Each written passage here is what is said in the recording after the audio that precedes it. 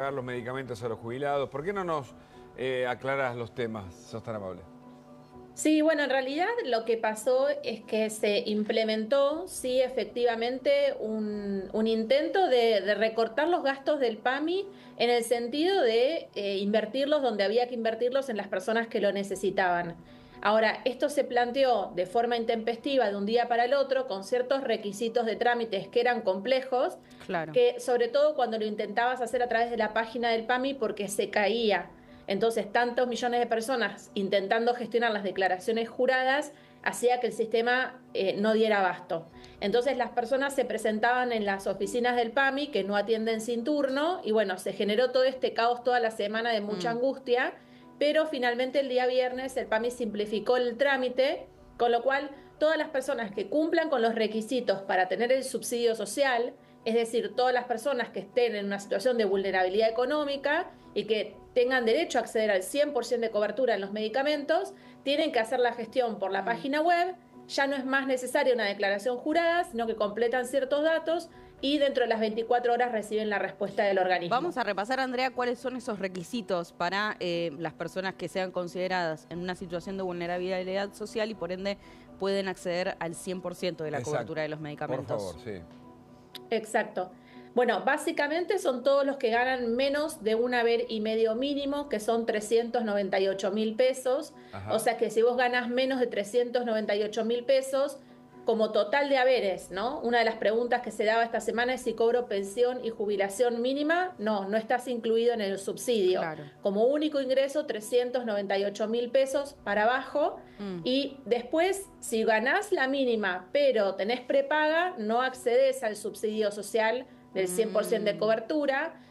Lo mismo pasa si tenés un auto relativamente nuevo, digamos, el límite está puesto en 10 años.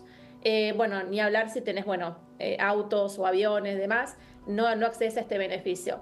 Si no quedaste afuera del subsidio, pero gastás más del 15% de tus ingresos en medicamentos, vas por vía de excepción, que también es un trámite que hay que hacer y pedir la cobertura de los medicamentos. Claro. Y esto, no sé si está el dato, la verdad, pero según el análisis, ¿no? ¿Deja afuera o adentro a cuántos jubilados, ¿no? Que era la gran duda que existía esta semana cuando se hablaba de, bueno, ¿los jubilados se quedan efectivamente sin medicamentos o no? Mira, yo creo, mis estimaciones, que un 50% de los jubilados pueden estar quedando adentro, incluyendo las vías de excepción. Sí. Yo creo que hay dos cuestiones a pensar para no hacer política partidaria sobre algo tan importante como los medicamentos de las personas mayores. Sí. Primero, que hay que simplificar las gestiones. Y hay un cruce de datos que se podría haber hecho en forma automática, porque el ANSES lo hace con los mismos parámetros en forma automática, o sea que se podría haber hecho un convenio entre el PAMI y la AFIP y no era necesario generar esta necesidad de parte del afiliado de hacer la gestión. Y el otro es quizás evaluar la vara, ¿no? Si 398.000 pesos separa un jubilado vulnerable de alguien que no, es una cosa a debatir. Ajá. Claro, o sea, 50% se queda sin el 100% de la cobertura. Exactamente. O sea que este es el dato que sabemos ya oficialmente, que el 50% puede decir que se queda sin esa cobertura. Y esto, digamos, el gobierno lo explica ¿de qué modo? Bueno, yo creo que lo que pasa con el PAMI es que es la obra social más grande de Latinoamérica, sí. Da un nivel de cobertura muy extensivo, ha habido muchísimas estafas y bueno, lo que intentan es recomponer las cuentas. Ahora bien, también hay que tener mucho cuidado con ese mensaje para no terminar enfrentando jubilados con jubilados. Claro, claro. Y en esto de, bueno, no, pero este tiene prepaga y entonces busca los medicamentos. Digamos, hoy ningún jubilado con 500.000, 600.000, 700.000 pesos es una persona potentada. Con lo cual, si necesitan cubrir los medicamentos, creo que hay que tratar de trazar políticas más claras que no generen que un jubilado se enoje con otro. Claro. Sí, muchos tienen prepaga también porque tal vez un hijo les paga la prepaga, ¿no? Y esa jubilación la usan para lo básico, ¿no? Que es vivir, porque la verdad que la jubilación es muy baja, ¿no? Claro. Igual me pareció interesante la explicación, es decir, como todo lo anterior viene mal hecho, con abusos o estafas, es como empezar de nuevo con este registro, me parece, ¿no? Sí, el problema, y ahí está la pregunta para vos, Andrea, ¿no? ¿Dónde está también el límite para que no paguen justos por pecadores, ¿no? Claro. Digo, ¿cómo debería ser para vos, digo, con todo el conocimiento que tenés, cómo debería ser para vos este nuevo sistema para que efectivamente se eviten, ¿no?, esos abusos que efectivamente ocurrieron, pero sin que paguen justos por pecadores, que en este caso serían los jubilados, ¿no?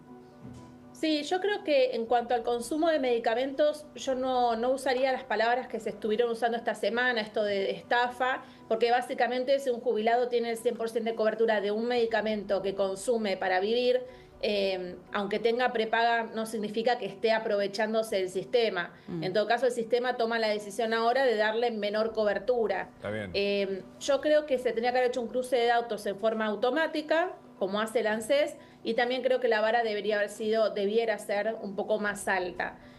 Hoy, como decís vos, muchos de los gastos de las personas mayores los están afrontando los familiares, sobre todo las prepagas, porque se dispararon, y digamos, no es que alguien que paga prepaga necesariamente está en una situación económica espectacular, simplemente que valora tanto su salud que decide resignar otros gastos para tener su prepaga. ¿Cómo fue la evolución del Estado pagando los medicamentos? Porque allí, digamos, en esa mejora, en teoría también reside tal vez el error por lo cual se vuelve atrás, ¿no? Estoy buscando las explicaciones, por eso te lo pregunto. Mira, esta semana el titular del PAMI dijo que estimaba que iba a haber un ahorro de unos 250 millones de pesos mensuales, con lo cual, por eso te digo, si el foco está puesto en ordenar las cuestas del PAMI, nadie va a estar en contra. Correcto. Porque de hecho ordenar implica también mejorar, por ejemplo, los médicos de cabecera. Claro. Cualquier persona que nos está viendo sabe que los médicos de cabecera del PAMI no dan abasto, porque tienen capaz 1.100 personas cada uno para atender, con lo cual los atienden las secretarias. Entonces ahí hay mucho trabajo de fondo para hacer. Pero, como te digo, mayor previsibilidad, mayor tiempo, notificar que esto se va a implementar en 60 días. Creo que no se está cuestionando si ANSES quiere ordenar sus cuentas, sino quizás la forma en que se hizo. Correcto, correcto. Mientras tanto, este 15%, ¿no? Digo, como vía de excepción, ¿es fácil llegar al 15%? Digo, ¿cómo es hoy la realidad de las personas de los jubilados, ¿no? Y sus medicamentos, en general, ¿se llega al 15% de manera fácil o consumen menos? Sí. ¿Cómo es la situación? No, el punto es que llegan. Lo que pasa es que lo que les fue pasando esta semana a las personas es que iban a la farmacia, entonces se encontraban con un gasto extra. Te doy un caso concreto que me acuerdo que me escribió, de medicación por fibromialgia, 29.000 pesos. Entonces, claro, vos empezás a sumar entre los medicamentos toda esa pérdida del 100% de cobertura y llegás a sumas, a veces son sumas altas. Claro. Con lo cual, lo que es difícil es la gestión de la vía de excepción, porque necesitas documentación actualizada mes a mes con las recetas, o sea que tenés que ver al médico. Bueno, hay cierta complejidad de ahí que habrá que evaluar después a futuro cuántos casos son y cómo eso se puede simplificar. El caso de las medicaciones, por ejemplo, que esta semana también pasaron de hacer de venta libre, ¿afecta también a los jubilados? Digo, porque los que son de venta libre dejan de tener descuento, ¿no? Por obra social o prepaga. Sí, es así. Hay algunos analgésicos que, por ejemplo, consumían, que ahora no, digamos, son de venta libre, con lo cual o cambian, digamos, de droga o lamentablemente queda sin cobertura. Ajá. También vimos esta semana, para dejar también tranquilidad, pacientes oncológicos como el señor de Córdoba, que salió por todos los medios. Ahí lo que hubo es una demora por parte del PAMI en la autorización de los tratamientos, pero todo lo que es tratamientos oncológicos, HIV, diabetes, eso está cubierto al 100% por ley. Bueno. Lo que estamos hablando son medicamentos que son ambulatorios, de tratamientos crónicos o, digamos, de prolongados, y que esos son los que han sido afectados por los cambios. Si tuvieras que concluir con una mirada sintética sobre si esta es una medida de ajuste o de reordenamiento y auditoría sobre los fondos públicos del ANSES, ¿qué dirías? Yo creo que está un poquito en cada lado, creo que están tratando de ordenar las cuentas en términos generales y obviamente los mayores gastos son todo lo que es seguridad social, todo lo que es jubilaciones, todo lo que es PAMI, ahí hay mucho gasto. También creo que hay que enfocar en un montón de otras estafas reales, de las cuales nosotros como abogados recibimos denuncias todo el tiempo, me imagino que el PAMI también, donde sí se van millones y millones de pesos en tratamientos que las clínicas pasan, que la gente no se hace, sobre todo lo que tiene que ver con rehabilitación. Creo que hay mucho para ordenar y acá creo que se cometió un error de comunicación y de tiempos, ¿no? Ajá, ajá.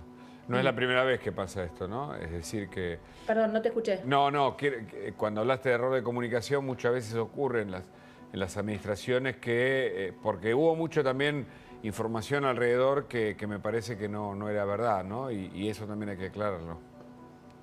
Bueno, lo que pasa es que cuando la gente fue llegando a la farmacia y o sea, algo que retiraban en forma gratuita, tuvieron que empezar a pagar, eso también empezó a correr como un reguero de pólvora. Imagínate que cuando vos dependés de un medicamento para tu bienestar, teníamos ejemplos de médicos del hospital italiano explicando situaciones particulares de cosas que estaban pasando. Tiene que ver con que vos implementás algo hoy efectivo a partir de ayer. Correcto. Claro, y eso inefectiblemente te va a traer caos y conflicto y angustia. Te hago Por una eso pregunta digo que acá se cometió un error. Para poner un caso concreto, suponete un medicamento que de repente ahora hay que pagar. ¿Qué es lo que hay que pagar? ¿Cuánto es lo que hay que pagar? ¿De qué monto hablamos? Depende del medicamento, porque vos tenías en algunos 100% de cobertura. No sé, hay que ver el medicamento puntual. Ajá. Y hay algunos que perdieron la cobertura total, otros tienen el 40, otros pasan a tener el 80. Hay que ver cuál es el medicamento puntual. Ok, o sea, varía mucho según el tipo de medicamento. Claro. Exacto. Pero estamos hablando de qué orden, porque ese que vos decías que recibía gratis, que de repente tiene que pagar un porcentaje. Ahora, ¿de qué orden es el porcentaje? Mira, este caso no sé cuál es el precio total, porque yo no soy farmacéutica, pero la señora me dijo, tuve que pagar 29.000 pesos. 29.000. Cuando vos tenés fibromialgia... Quería tener una noción del valor, claro. Tenés dolor, claro, una persona que gana 340.000 pesos y tiene que gastar 30.000 en un medicamento cuando no lo tenía previsto, claro. Imagínate que eso te afecta al bolsillo, te afecta a tu economía. Sí, es un 10%, ¿no? Entiendo, 30.000 de 300.000. Sí, y algo que no puedes dejar de tomar porque con ese dolor no puedes vivir. ¿Cómo? Exacto, en un medicamento fue eso. Claro. Por eso quería llevarlo a los datos más tangibles para ubicarse, ¿no? Para no hablar tan en abstracto, sobre medidas que ojalá el gobierno al revisar pueda designar o reasignar estos fondos públicos del mejor modo, ¿no?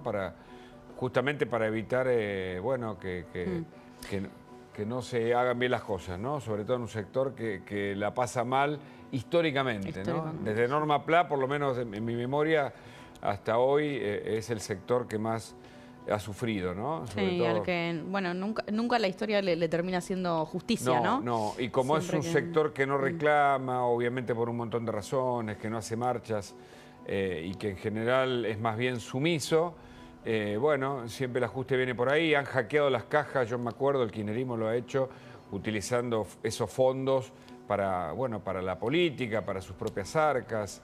Lo que pasó con las FJP, sin más digamos no.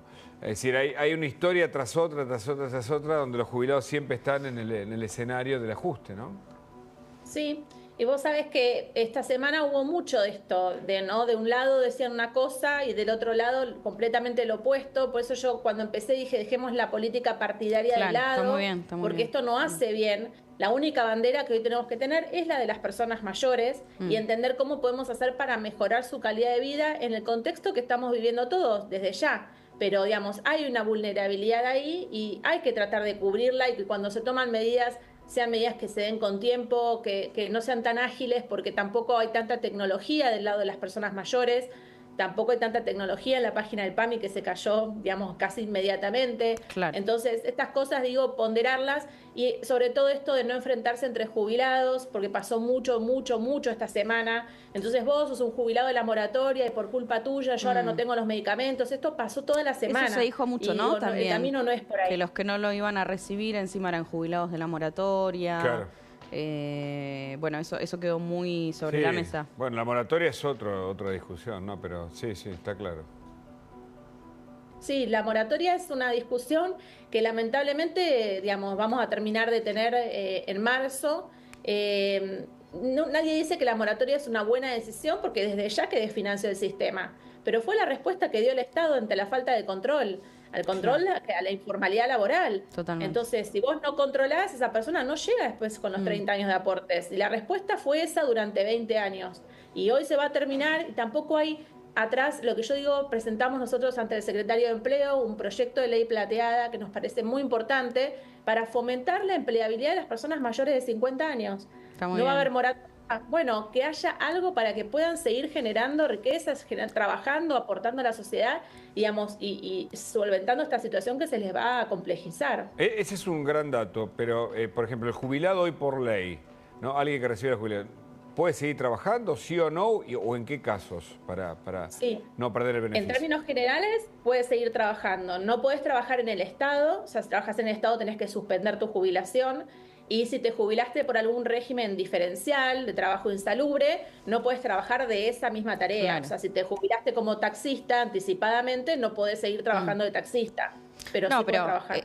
Es interesante lo que mencionás también de los 50 años, sobre todo por el hecho de que, lamentablemente, ahí cuando todavía quedan 10, 15 años de trabajo formal, digo, muchos empiezan a ver ya el advenimiento digo, el fin, el cierre de su carrera, porque lamentablemente hay muchos lugares donde te piden el retiro anticipado, donde tal vez no los quieren después contratar, y eso ocurre, así que me parece interesante también que estén promoviendo eso. Claro. Andrea, te agradecemos mucho, como siempre, por este contacto, y te mandamos un gran saludo. Bueno, atención que lo que pasa en Siria repercute en todo Medio Oriente y en el mundo. Cayó el régimen de Al-Assad y está Moki Tenenbaum para explicarnos, porque Estados Unidos dice que tiene una gran oportunidad, cómo será la reacción del Estado de Israel. Habló Netanyahu, dijo es una buena oportunidad, pero hay que estar